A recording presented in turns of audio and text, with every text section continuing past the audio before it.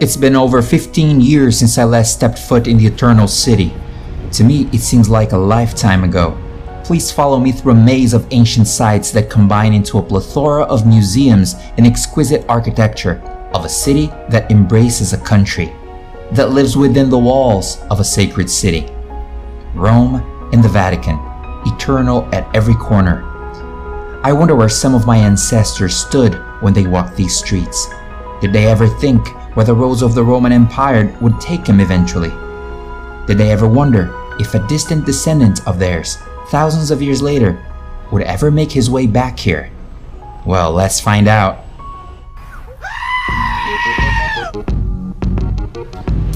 Welcome to Travelzilla, everybody. Our journey started here in the amazing city of Istanbul, Turkey, where we had a blast.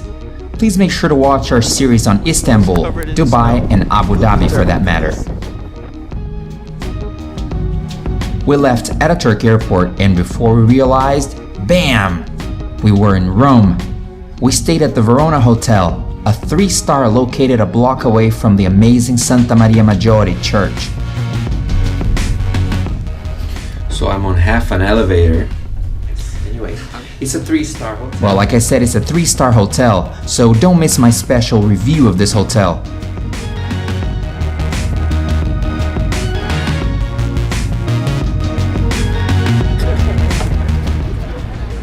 Hi, my name is Rodrigo. Guess where we are today? We are in Rome. Woohoo! We all know about it already. Back to the floating, guys.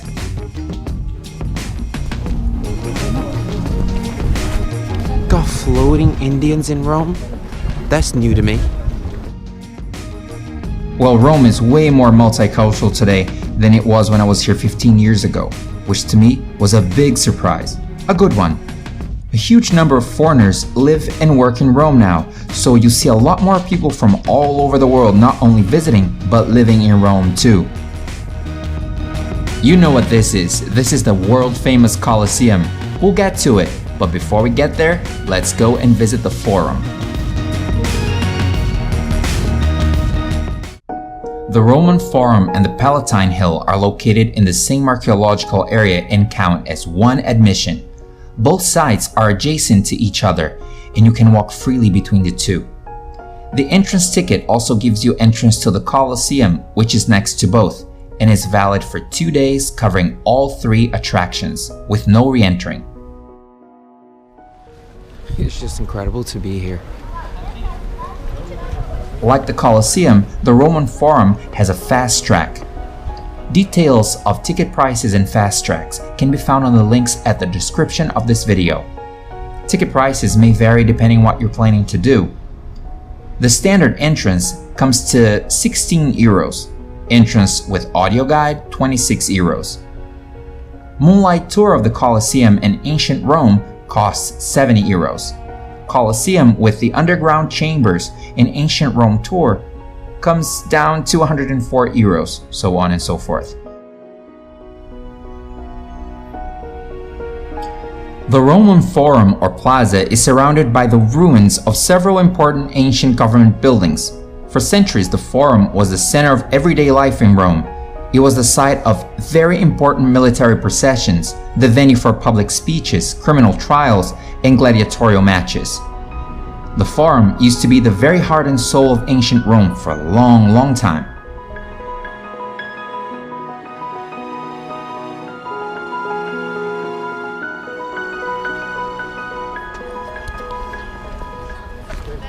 This place is amazing. Sorry to say that, but it's true.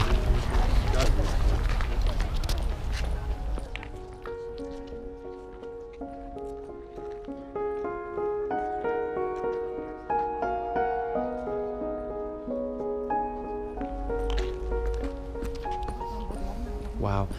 I remember in the 80s when my parents came to Rome, and I remember seeing that picture of that. And always saying to myself, one day I'm going to go there. Here I am now. So my dad's passed away. This is for you, Dad. I'm here. Not my first time though. But anyway. Wow.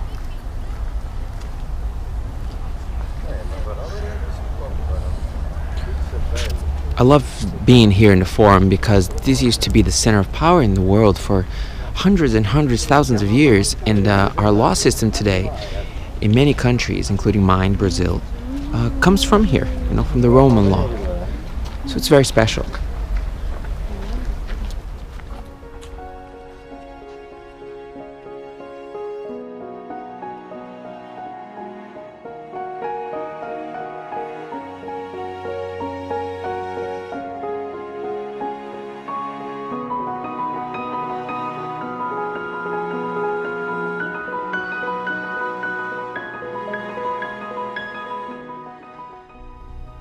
The Colosseum, also known as the Flavian Amphitheater, is located in the center of the city of Rome. It was built using basically concrete and sand, and it is the largest amphitheater ever built. It was built between the years of 72 and 80 AD, with some modifications made between the years of 81 and 96, all of them by the emperors of the Flavian dynasty.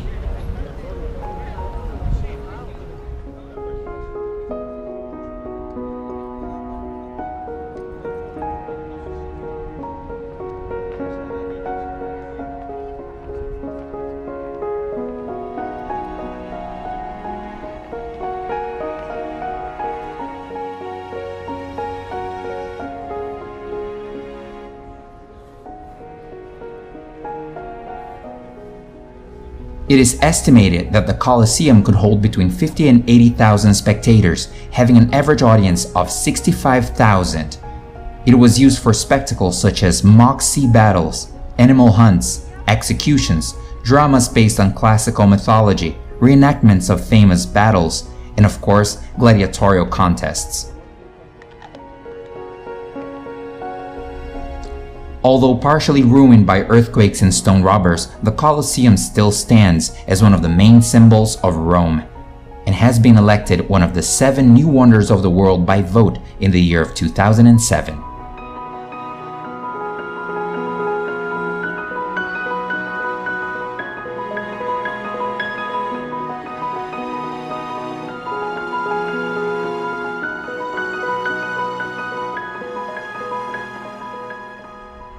The name Colosseum has long been believed to be derived from a colossal statue of Nero that existed nearby. The statue of Nero was named after the Colossus of Rhodes. The statue was later remodeled various times. The statue of Nero remained standing well into the medieval era and was credited with magical powers. The name Colosseum was applied to the statue rather than what was then known as the Flavian Amphitheater. By the year 1000, after the fall of the statue, the name Colosseum was then finally used to refer to the amphitheater, as the statue itself had been largely forgotten. Today, only its base survives, situated between the Colosseum and the Temple of Venus in Roma.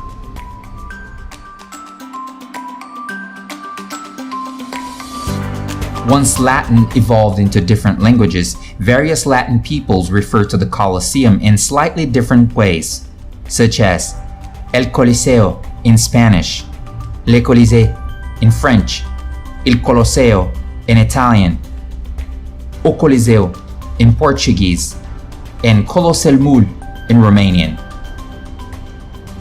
On our second day, we've decided to take it easy. So for a few hours, we've walked aimlessly, observing street artists, trying to understand the pace of the city, people watching, enjoying wherever place would come across as we moved along. And we found history everywhere, gathered around beautiful plazas adorned by monuments and ornate fountains.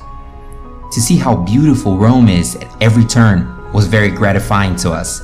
It was indeed like going back in time.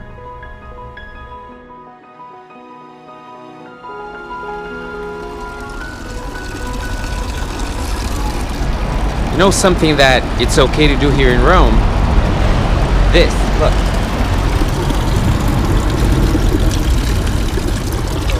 If you're feeling thirsty, why not? Water is good to drink. Well, hours later, we decided to figure out where we were and tried to find one of my favorite buildings in Rome, the Pantheon. Olha. Guess what's coming next? Pantheon. Almost 2,000-year-old building. It's incredible. The Pantheon is the best preserved building of ancient Rome still standing today. Its name derives from Greek and means Temple of Every God. It was initially built to celebrate various pagan gods, of course, but it has been continuously used as a church dedicated to Saint Mary and the Martyrs since the 7th century. The square in front of the Pantheon is called Piazza della Rotonda. It is estimated that around 6 million people visit the building yearly. Isn't this stunning?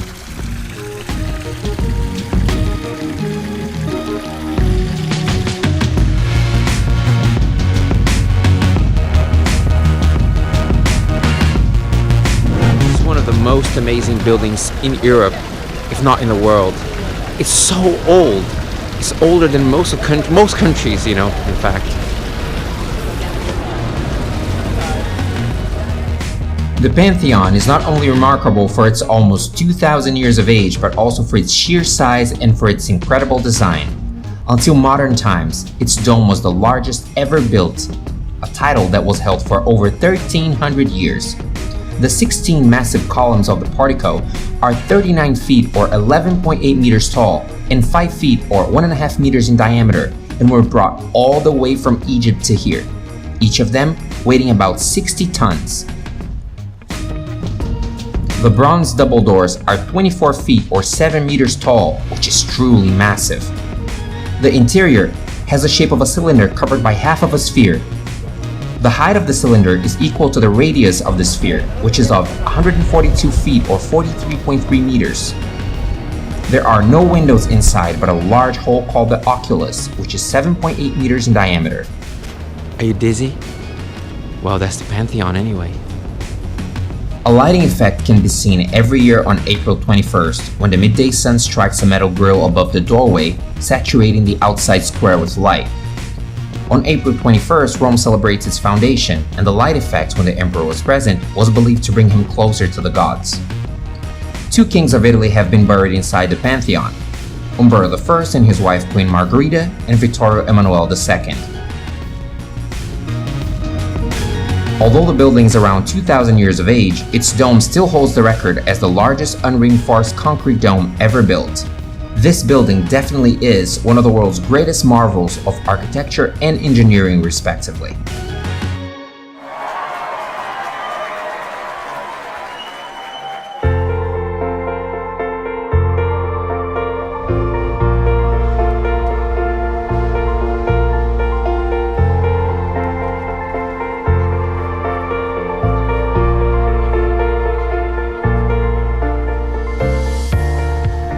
The day was pretty cloudy, but on a sunny day, this place looks even more amazing. Check this out.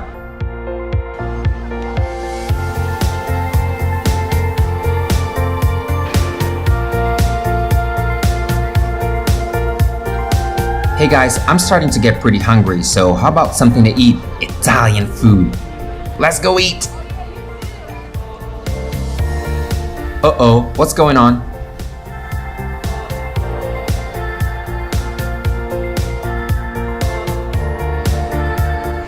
Good job, Beats.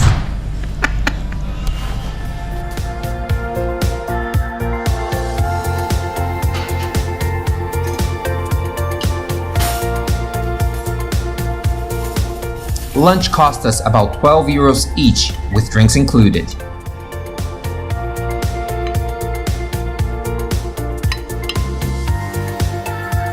That's the good thing about eating in Italy. Big portions. Look at my little pizza. Look at his little beef. Huge! After lunch, we've walked all the way to Castel SantAngelo after a stroll by the incredible river Tiber. Legend says that twin brothers Romulus and Remus lived by the banks of the Tiber.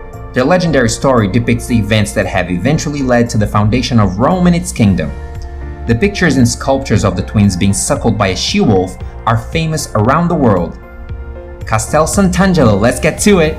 Come on, guys!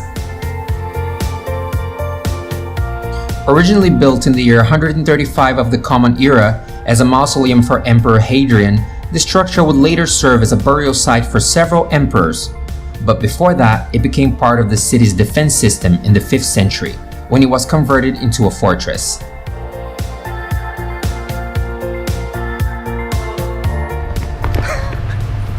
Idiota! Idiota! The castle owed its name to a vision by Pope Gregory the Great in which Archangel Michael sealed his sword over the castle, indicating that the plague of the year 590 was at an end. Throughout the Middle Ages, the castle served as refuge for several popes during times of danger. The most famous incident of a pope's confinement is that of Pope Clement VII, who was virtually imprisoned there as forces of the Roman Emperor Charles V sacked Rome in 1527. We're going now to Castel SantAngelo. During the Renaissance, lavish works of art were ordered by various popes in addition to its role as a residence. The Castle SantAngelo housed papal treasures, stored substantial food in case of famine or siege, served as a prison, and as a place for executions.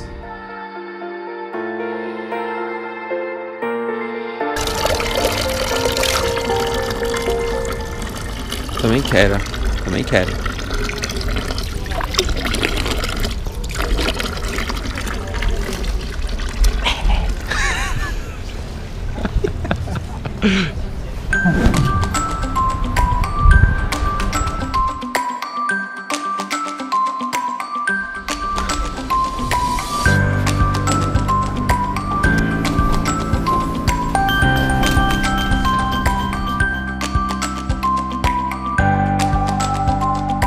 The castle includes some very ornate rooms with works of art from various great artists of their time. The castle opens from Tuesday to Sunday from 9 a.m. to 7:30 p.m., but the ticket office closes at 6:30 p.m., so pay attention. The ticket costs around 10 euros per person, but on the first Sunday of every month, it's totally free. Rome offers free entrance to 25 of its main attractions every first Sunday of the month, including the Colosseum, the Forum, and this very castle.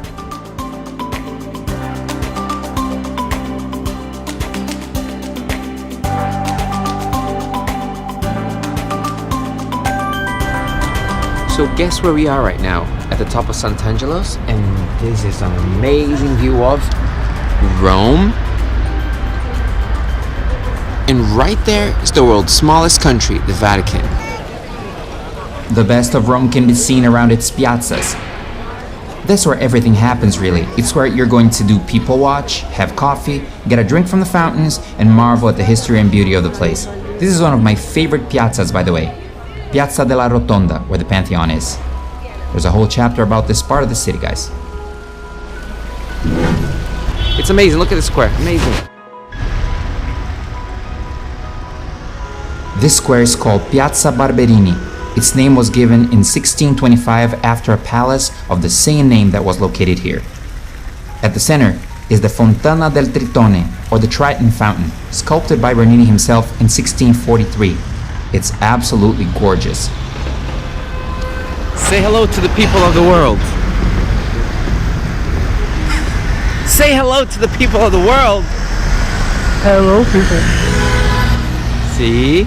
That's what I'm talking about. Guess where I am today? Right in front of Rome's one and only pyramid. Look. This pyramid is actually ancient. It was built between 18 and 12 BC as a tomb for Gaius Cestius. The interior of it is a burial chamber. The exterior is of brick-faced concrete covered with white marble. The pyramid is very close to Porta di San Paolo and the Protestant cemetery.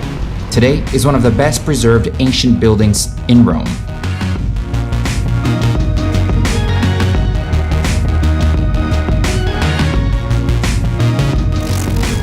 Now I'm in another of Rome's world-famous squares, Piazza di Spagna, also known as the Spanish Steps, which is iconic. A monumental stairway of 135 steps that lead you to another square called Piazza di Trinità dei Monti, where you find a beautiful Baroque church of the same name, and another of the city's many Egyptian obelisks. Let's not forget the beautiful fountain called Fontana della Barcaccia, or Fountain of the Longboat, built in 1627-29 by Pietro Bernini, the father of the great Lorenzo Bernini. What a talented family, right?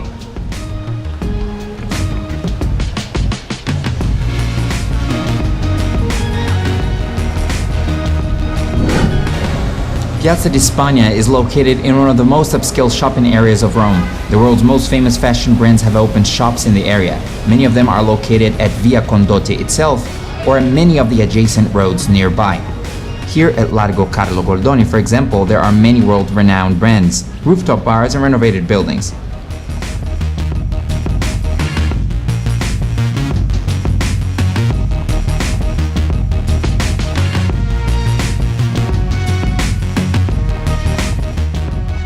In the area, you can find brands such as Fendi, which is right in front of me, Burberry,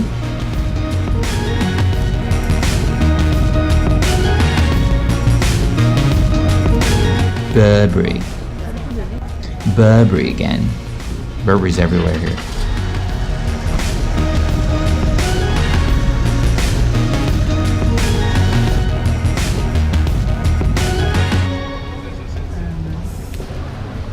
Max Mara,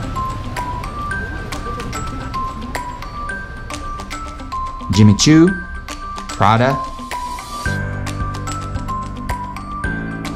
Gucci. I mean, really, you name it. All the big famous brands are here. Where's Dior? Where's Dior? Dior, I want to see ya. There it is. Dior, I mean, you name it. All the big ones are there, are in the area. You can also buy nuts from the guy at the corner. They're delicious.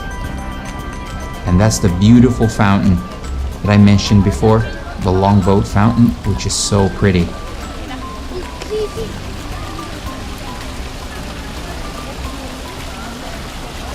Back then the church was under renovation, but it's not under renovation anymore. It's open to the public as far as I know.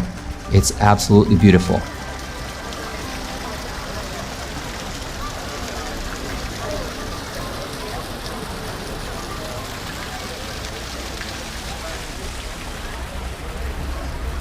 What's next? Another of Rome's iconic squares. Right after you cross the gate called Porta del Popolo, or People's Gate, you get to a square called Piazza del Popolo, or People's Square. The plaza borders the ancient Aurelian walls. Before the age of railroads, this was the first view of Rome upon arrival for most places. For centuries, this piazza was the site for public executions in Rome, the last of which took place in the year 1826. In the middle of the square, there's a beautiful Egyptian obelisk from Heliopolis, which belonged to Seti I, but was erected by Ramses II. It is one of the oldest and tallest in all of Rome, you guys. Check this out. Looking from the north to the south, you can see two churches, twin churches, both of them named after St. Mary's, as well as 3 streets branching out of the square. They call it the Trident. The fountains combined with the street artists make this place even more special. It's absolutely gorgeous, guys.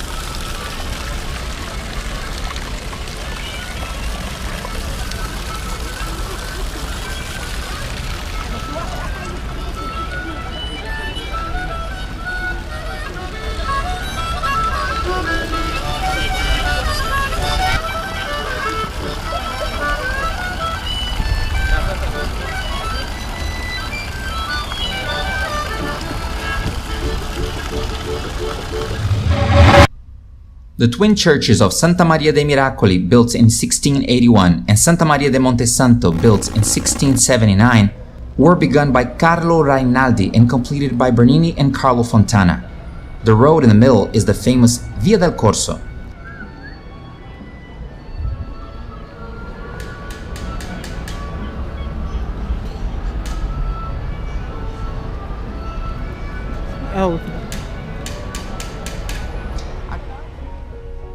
The best place to start the last chapter on our vlog series on Rome is here at the Capitoline Hill, or Campidoglio in Italian, a place where the head of the Roman Empire used to be located in ancient times.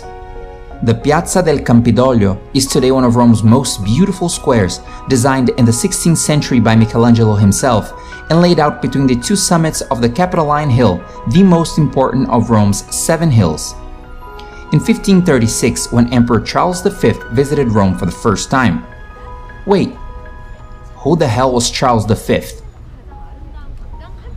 This guy ruled most of Europe, including Castile and Aragon, which made him to be considered the first king of Spain. He'd also inherited Austria, Hungary, parts of modern-day Italy and France, territories in the Americas and Asia, the Netherlands. I mean, this guy was probably the most important and richest person in the world at the time. So Pope Paul III Farnese wanted to impress him, so he asked Michelangelo to turn the muddy Capitoline Hill into a beautiful plaza. The project also included redesigning the existing buildings that surrounded the square.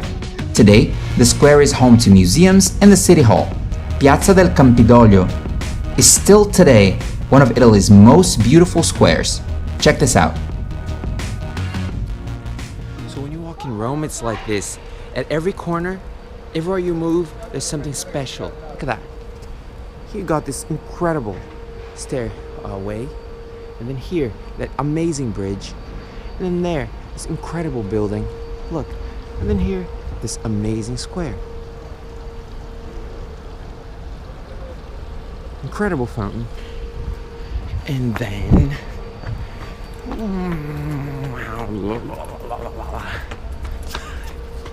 How cool!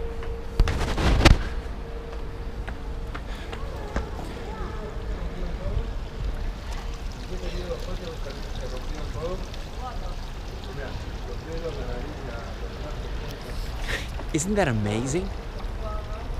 Fuck yeah! Piazza del Campidoglio is bordered on 3 sides by elegant buildings. To the right is Palazzo dei Conservatori, and to the left, Palazzo Nuovo. The central one, sporting a clock tower, is Palazzo Senatorio, which held the Senate until 1870, and today is home to the local city hall. The monumental staircase is also a creation of Michelangelo's. The statues on either side of the double staircase represent the rivers Tiber and Nile.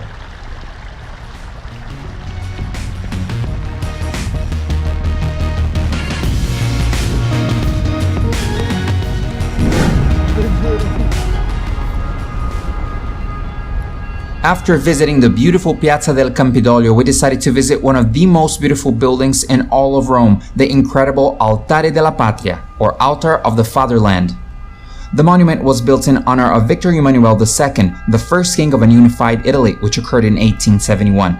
It's located between Piazza Venezia and the Capitoline Hill. Oh, how are we gonna cross this? Go, baby, run! Run, baby, run!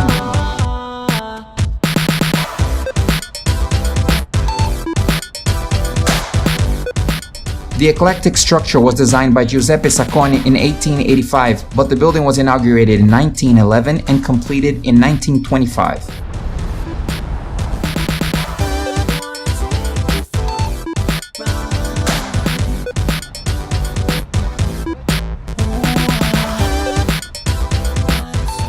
The monument also holds the tomb of the unknown soldier with an eternal flame. Well guys, the monument has been controversial since its creation, for its construction has destroyed a large portion of the Capitoline Hill for its sake. The monument is often regarded as being too large. I just think it's beautiful. It's one of my favorite in the city, period. Well, you see that statue there surrounded by gold and with the 2 guards? That's the statue to the unknown soldier. It's exquisite.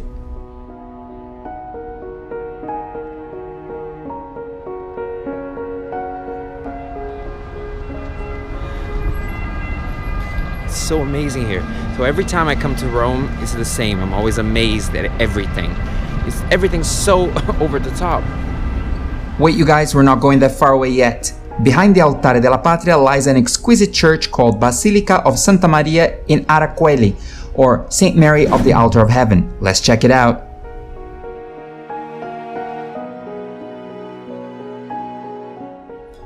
The basilica is located in the highest summit of the Campidoglio. It's well known for housing relics that belong to Saint Helena, the mother of Emperor Constantine. In the Middle Ages, this church became the center of the religious and civil life of the city, in particular during the Republican experience in the 14th century. The church's facade has lost the mosaics and frescoes that decorated it, but in contrast, the interior remained stunning. The building has two aisles divided by Roman columns, all different, taken from diverse antique monuments. Among its numerous treasures are Pinturicchio's 15th century frescoes depicting the life of Saint Bernardino of Siena, the Transfiguration painted on wood by Girolamo, and the tomb of Cecchino dei Bracci designed by Michelangelo, so on and so forth. After such a history lesson, time to eat pizza. Less than 10 euros each for 4 slices and a Coke. Guys, the worst thing that can happen to you when you visit Rome has happened to us. The Fontana di Trevi was closed when we visited, and we didn't know about it. I've been to Rome before, so I had the privilege of seeing it, but it was Leandro's first time. Now I guess he's got a huge excuse to go back to Rome, and so have I. We were sad, but the fountain has been fully restored to its original splendor after 17 months, at the cost of 2.4 million euros. A friend of mine, Patty Sayuri, was kind enough to film it specially for you guys and for me, so thank you, Patty. You're my favorite Japanese Brazilian, you're my favorite girl ever. You rock.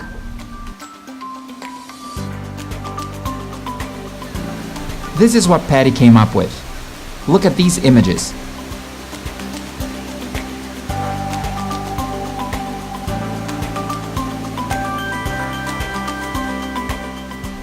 The Trevi Fountain is the most beautiful fountain I've ever seen. Nothing comes even close to it. That's why I want to see it again. Can't wait. It was designed by Italian architect Nicola Salvi and completed by Pietro Bracci. The fountain is 26.3 meters or 86 feet high and 49.15 meters or 161.3 feet wide. It's huge. It's the largest Baroque fountain in the city.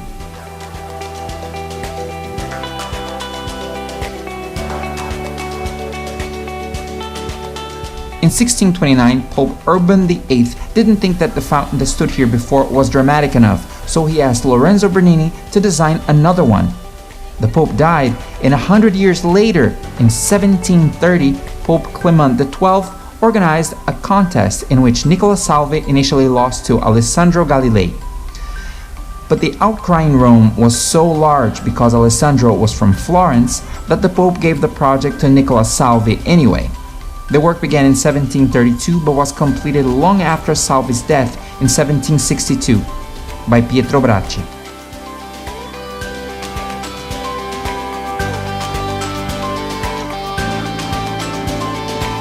Legend holds that a coin thrown into the fountain will ensure a return to Rome. About 3,000 euros are thrown into the fountain every day, and all of it is given to charity. After a visit to the Trevi Fountain, we wanted to walk all the way to Vatican City, but it started raining. This place looks so beautiful, even in bad weather like this. Stunning.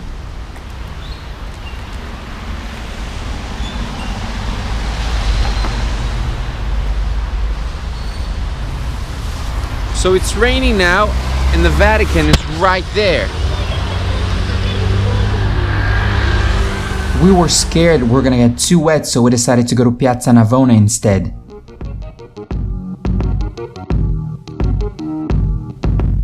Piazza Navona is definitely one of Rome's most beautiful piazzas and has some of the most beautiful fountains in the city. This is what it looks like on a rainy day. Now picture this on a sunny day. It looks even more amazing. Piazza Navona was transformed in the jewel it is today during the pontificate of Innocent X, who reigned from 1644 to 1655, and whose family palace faced the square. It still exists today. It's called Palazzo Pompili, and is home to the Brazilian embassy since the 1920s. In the center stands the Fontana dei Quattro Fiumi, or Fountain of the Four Rivers, designed by Gian Lorenzo Bernini, and topped by the obelisk of the Mission.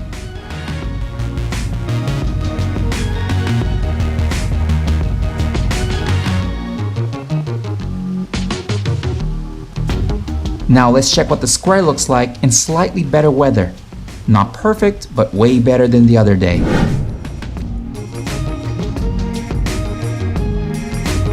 I've been to the square in the summertime and it looks awesome, you guys.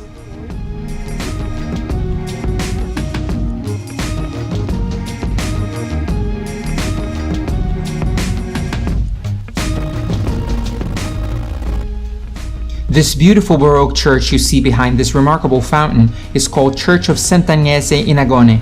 It was built in the 17th century in the site where early Christian Saint Agnes became a martyr when she was killed in the ancient stadium of Domitian that used to exist here.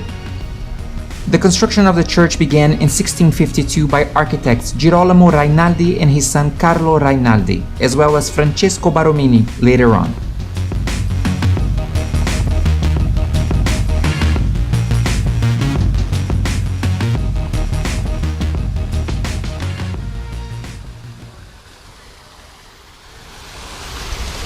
We're here at Piazza Navona, and that's where the Brazilian embassy is here in Italy. Right there. Keep in mind that Brazil has the largest Italian community outside of Italy in total numbers. So this is why the Brazilian embassy is in such an important place in the city. Here we are in St. Peter's Square. Well, technically we're not in Rome anymore, we are in the Vatican, the world's smallest country, but historically, this has been part of Rome for most of its history. This is why I'm showing you images of St. Peter's Square, one of the region's most iconic piazzas. This used to be Rome until 1929 when Mussolini and the Church signed the Lateran Treaty, creating a country called the Vatican. St. Peter's Square was designed and built by Lorenzo Bernini between 1656 and 67, during the pontificate of Pope Alexander VII.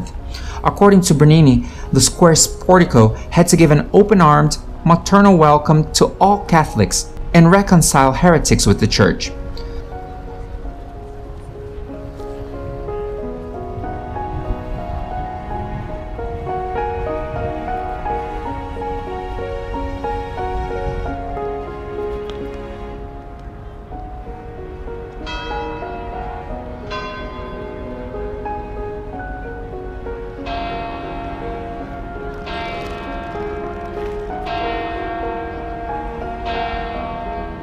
Hey everyone, thank you so much for staying with me until here. If you came this far, you're definitely a Travelzilla already. Please make sure to leave a comment, share, and subscribe, and don't forget to hit that like button. Next, we'll be going to Florence. See you there, but before, watch some images of Florence that will be on the next vlog. Bye bye.